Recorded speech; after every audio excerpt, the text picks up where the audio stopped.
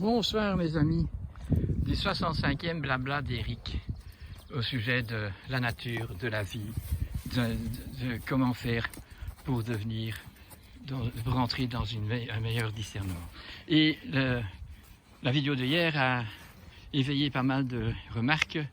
Beaucoup même sont choqués de ce qui se passe, que donc toute notre médecine est en accord avec le fait que quand un chat ou un chien a des tiques ou des puces, qu'on le traite avec des pesticides et qu'on n'entre pas dans l'image même de ce qu'est un pesticide qui est mis à un animal de compagnie, tandis que la plupart ont remarqué qu'au fait, on prend de la salade bio parce qu'on sait que le producteur qui met toutes ces salades-là se voit vraiment embêté quand il y a des limaces qui sont là et des escargots.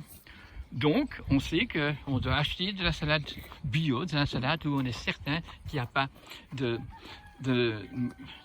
produits chimiques dont on sait qu'ils sont chimiques et qui sont dangereux, qui coupent le cercle de recyclage que font tous les aliments végétaux et ceux qui sont animaux.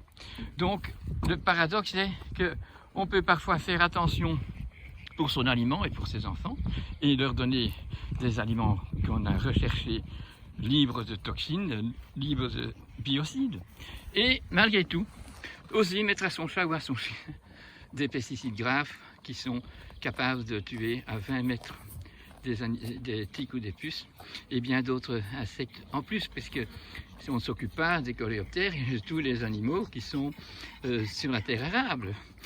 Donc c'est quand même un peu dommage d'avoir une vue si courte et d'être convaincu qu'on fait du bien en faisant tellement de mal et qu'on se fait quelque part un suicide, puisque mon chien et mon chat qui vit tout près de moi et que mes enfants prennent dans les bras et caressent tout le temps et donnent même des bisous, et bien ils sont eux en train de donner des bisous à des toxines qui émanent du corps, parce que c'est ce qu'on veut. Ces chimistes, ceux qui ont fabriqué ça, veulent justement que le contact de la tique et de la puce, qui cherche soi-disant sa proie, mais non qui veut répondre à l'appel, parce que tout parasite vient, comme toute infection virale ou bactérienne, elle vient parce elle est invitée, parce que sinon elle ne viendrait pas. Donc si on a une pomme qui pourrit sur la table, eh bien on connaît la mouche la mouche domestique qui va venir manger, essayer de recycler d'une façon rapide cette pomme qui se trouve dans un endroit qui n'est pas... Attendez. Ah. Allez. Voilà, c'était un petit incident possible que Lexi allait trop près d'un cheval qui ne la connaît pas encore. Voilà, nous étions restés donc au fait qu'on était un peu étonnés que nous faisons, même en voulant bien faire, souvent des gaffes énormes. Et donc maintenant, nous devons vraiment savoir qu'aucune molécule chimique fabriquée en labo ne peut rentrer nulle part dans le cycle alimentaire. Non, pas dans le champ, pas comme engrais chimique. Tout ce qui est chimique permet des erreurs fondamentales et empêche un recyclage naturel et il provoque d'année en année une terre qui est de plus en plus polluée et donc de plus en plus nous allons avoir des graves maladies, des maladies chroniques qui sont inguérissables étant donné qu'autour de nous, nous ne sommes qu'entourés de saloperies et que nous ne le voyons pas parce qu'il faut avoir l'esprit clair. Il faut savoir donc que depuis la Deuxième Guerre mondiale, tout a été retourné. Les atomes ont été cassés pour avoir beaucoup d'énergie et on se prend pour un dieu, mais nous on est vivants. Un dieu vivant, c'est un diable. Il faut des jours essayer d'être un moins grand menteur demain qu'aujourd'hui, de tous les jours avoir discerné des choses d'une meilleure façon afin qu'on peut l'appliquer. Mais alors il ne faut pas seulement ça, il faut avoir du courage et il faut avoir un but élevé dans sa vie. Vouloir aller pour quelque chose, c'est renoncer à tout ce qui n'est pas bon, même si ça nous rapportera moins. Donc de toute façon aujourd'hui, devant toutes les vérités qui sont venues de cette réalité que nous vivons, eh bien, ces vérités nous disent eh bien, la population humaine qui est sur la Terre, elle est en gros pas humaine. Et c'est ça qu'elle doit vouloir le devenir. Donc, si nos hommes de pouvoir sont en train de contrôler que le chien et le chat doivent avoir des vaccins, qu'il doit avoir des puces, il doit être pucé, pardon, je sais pas, il doit avoir des puces électroniques, il y aurait toutes des choses qui sont des attaques à l'intégrité de l'animal et qui permettent simplement un traçage parce qu'à n'importe quel moment, dans les exploitations, nous risquons des épidémies graves ou des maladies qui se déclarent tout d'un coup. Eh bien, à ce moment-là, si on a tracé, on peut exterminer maintenant les grands animaux et empêcher qu'ils aillent à l'abattoir. Voilà, on se trouve alors très intelligent. Mais c'est pas comme ça.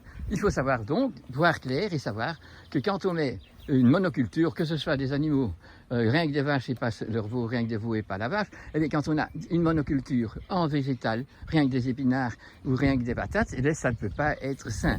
Et on voit bien quand on fait des vignobles et qu'on a trop de vignobles, ils sont attaqués par des parasites et alors on met des antiparasites et c'est impossible de faire pousser convenablement sans mettre des engrais chimiques, surtout qu'avant on pouvait avoir, là on faisait de la culture, que ce soit de l'agriculture ou de l'élevage, on avait du bon fumier parce que nous avions la possibilité de mettre chaque animal dans une demeure, dans un domus domestiqué et c'était donc toujours adapté d'une façon terriblement belle par rapport à chaque animal.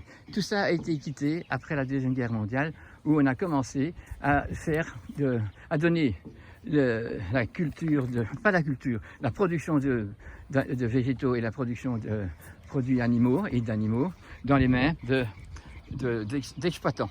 Et le mot le dit, ce sont des exploitants. Quand on n'a que des vaches, que des poules, on est un exploitant. Quand on n'a que des épinards, on est un exploitant et donc on ne fait pas les choses conformément à la loi naturelle et à la loi de notre divinité, de notre spiritualité. Donc il est temps de faire l'objectivité de cette histoire-là pour commencer à projeter pour nos enfants futurs un monde qui sera un accueil pour eux. Et alors, comme ils sont des étincelles spirituelles qui vont venir, ils viennent donc bien sûr pour guérir la planète et on espère que notre génération et les générations précédentes vont porter le coup de main et déjà préparer l'accueil en ne faisant pas toutes ces bêtises, en sachant que même le lait en poudre, c'est du lait stérile, c'est un déshonneur pour ce bébé qui devrait avoir un lait vivant qui vient vraiment de sa propre maman, si possible. Mais non, nous ne sommes plus à cette époque conscients de tout ça et nous faisons un millimètre, un meltpot de tout et c'est qu'on doit arrêter parce que les choses sont franches et claires quand c'est la nature qui l'explique et surtout quand la maladie vient nous le démontrer. La maladie est un moyen de comprendre l'aberration que nous avons vécu nous-mêmes en tant qu'individus, si c'est individuel, et si c'est planétaire ou c'est épidémique, eh bien c'est que la grande partie de notre société, de notre monde exploitant, fait la même chose et donc quand il se passe quelque chose, c'est dramatique puisque c'est une énorme mortalité, une énorme maladie, alors on ne peut pas mettre le lait à la laiterie, mais quand on pense que non, le meilleur des bons laits qui est bien produit par des vaches heureuses, eh bien il doit rentrer selon la loi dans la même laiterie qui va le désintégrer de vitalité et de force astrale de la vache parce qu'il va être passé à ultra haute température et ainsi de suite. Donc on voit que ce qu'on fait aujourd'hui, on doit le voir que c'est complètement contradictoire à la bonne santé, hein, et que donc que nous-mêmes alors, si on n'est pas assez dans le discernement, eh bien on se laisse prendre. Et qu'est-ce qu'on fait? Eh bien, on fait des graves erreurs, même si pour autre chose, on fait des choses bien. Et donc, on doit appliquer les lois de la nature comme elles le sont. Et voilà, c'était ce que je voulais dire aujourd'hui. Essayons donc de voir clair dans tout, de voir bien clair que si c'est la science qui, après la Deuxième Guerre mondiale, a été mise dans les mains de gens avec un grand pouvoir, puisque c'est démontré par la chimie, scientifiquement, eh bien c'est un mot de passe qui permet alors de vendre n'importe quoi. Et pourtant, sans devoir faire des analyses très poussées, on doit savoir que ce n'est vraiment pas possible d'entamer des procédures telles que ça et qu'on doit avoir des bonnes stratégies qui sont celles que la nature nous a montrées, que nos ancêtres du temps où, avant la brisure de l'atome, où on était dans les symboles, nous remettaient en recyclage et en mesure de l'humain, en mesure de la terre dans laquelle on est, et qu'on est maintenant en démesure puisqu'on est des vrais diables qui voulons être des dieux et qui avons tout à dire sans devoir répondre de notre responsabilité. Alors, le discernement, c'est ce que nous devons acquérir, et pour ça, on doit avoir une attitude humaine. Ça veut dire qu'on essaye tous les jours d'acquérir des vertus qui nous permettent d'appliquer les lois de la nature et d'exécuter, non, mais d'accompagner le monde autour de nous, que ce soit des plantes, des animaux ou le monde minéral ou les autres, comme des prochains, comme des participants à ce même monde. On ne peut pas extraire et exterminer volontairement des parasites, des insectes, des araignées. On ne peut pas faire ça. On doit permettre au monde de faire un recyclage tous les jours. Et voilà, quand vous avez votre pomme pourrie sur la table et que vous avez 100 000 mouches qui sont autour de ça pour venir la recycler, parce que dehors dans la nature il ne chauffe pas, il y a tout plein de coléoptères, il y a tout plein d'insectes, il y a tout plein de microbes qui peuvent aider à la décomposition pour recycler. Eh bien, quand c'est à l'intérieur, ben non, donc on ne met pas un insecticide pour tuer les mouches. Qu'est-ce qu'on fait? Eh bien, tout simplement, eh bien, on retire la pomme, on la met aux poules ou bien dans le compost, et voilà que les choses sont alors tout à fait en ordre. Donc il n'y a pas besoin. Alors en plus, voilà, pour voir l'image, les puces et les tiques, pourquoi viennent-ils? Eh bien, c'est sûr que les puces et les tiques et les moustiques, ils ont un picot parce qu'ils font des intraveineuses sur des grands mammifères. Et pourquoi sont-ils appelés? Comment sont-ils appelés? Ben, c'est l'émanation pathologique au fait que nous avons, qui fait attirer les moustiques ou attirer les tiques ou attirer les puces, parce que il y a dans le corps qui circulent dans le sang des toxines qui peuvent être enlevées grâce à ces animaux, insectes ou araignées qui piquent. Donc ça nous fait qu'ils ont besoin de faire une intraveineuse, c'est pour ça qu'il y a un picot. Une autre fois, je vous ai expliqué pourquoi les puces viennent et comment c'est, parce que c'est tout à fait la responsabilité du propriétaire, puisque dès que nous avons commencé avec des alimentations faites par des professeurs et des industriels, du fast-food pour chiens et pour chats, nous avons eu des puces tout le temps. C'est pour ça que dès lors, ils ont toujours vendu des produits contre les puces et les tiques. Parce que c'est tellement malsain que quand c'est pénétré dans le corps d'un mammifère, automatiquement, il faut que des insectes du monde ou des araignées viennent piquer pour reprendre ces toxines et permettre le recyclage et indiquer aux gens, ben écoutez, il faut peut-être manger mieux, faire plus de sport et vous n'allez pas avoir de puces. Donc c'est notre gestion. Tandis que les tiques, ça dépend de l'environnement dans lequel on est. Et ça, je vous explique une autre fois. Merci de votre écoute.